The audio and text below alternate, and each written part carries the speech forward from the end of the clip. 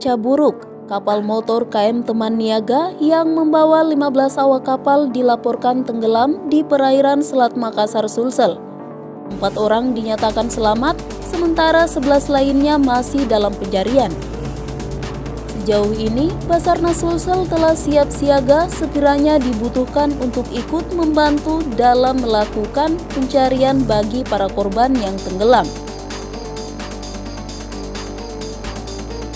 Berdasarkan data awal diterima dari Basarnas, kapal kargo jenis Bulk Carrier atau cura pengangkut semen milik PT Kembang Jaya Abadi Perkasa yang membawa 15 orang awak.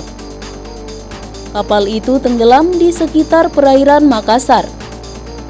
Rute kapal dari Kota Baru, Provinsi Kalsel menuju Biringkasi, Kabupaten Pangkep, Sulsel.